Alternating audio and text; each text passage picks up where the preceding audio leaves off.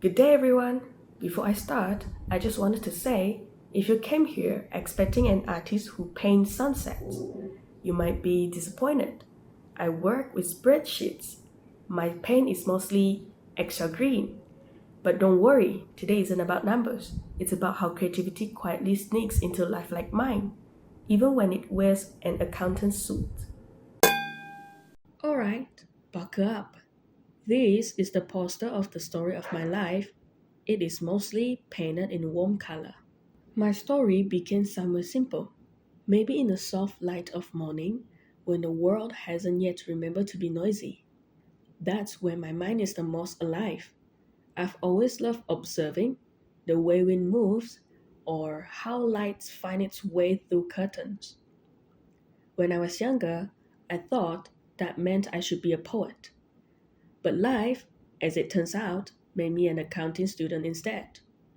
At first, I thought creativity had no place here, but then I realized balancing number isn't so different from balancing emotions. Both require patience, curiosity, and the occasional existential crisis at 2 a.m.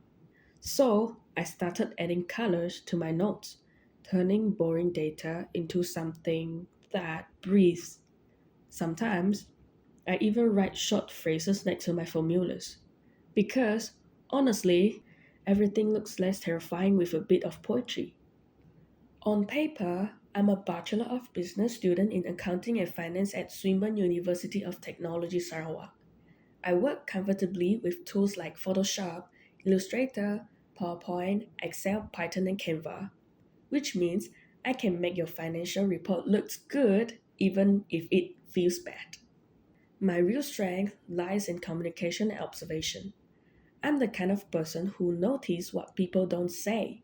Maybe that's why I enjoy writing and singing. Both of them let me translate what I observe into something that feels human. It was during an accounting assignment last semester. The formulas were confusing, the data endless, and my brain felt like a calculator running out of battery. So instead of memorizing everything, I turned the accounting standard into a silly song, complete with rhythm and rhyme. My friend caught me humming. Assets go up, debits the side, and burst out laughing. But weirdly enough, everyone started remembering it that way. That's when I realized creativity doesn't always look artistic. Sometimes it's just finding a way to make something painfully boring a little less painful. Looking back through Emerby's theory, that moment had all three components: my domain relevant skills, accounting knowledge, data handling, communication, built the foundation. My creativity relevant process, curiosity, flexibility, and a willingness to try something new turned stress into play. Intrinsic motivation kept me going. I wasn't trying to impress anyone, I just wanted to make learning fun. But there was also a time I missed a chance to be creative. It happened during a group project last semester.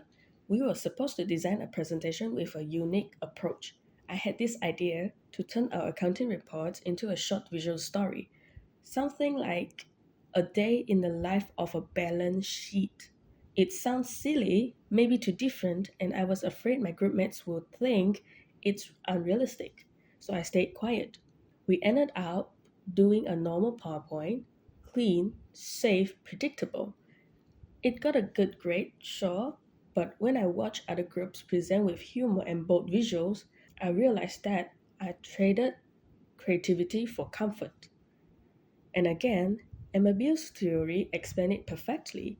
I had the skill, I even had the process, but I lost the third element: intrinsic motivation.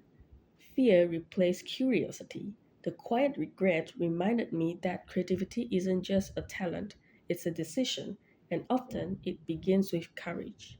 My pink time, the space where my heart feels most alive, isn't about finance itself, it's about connection.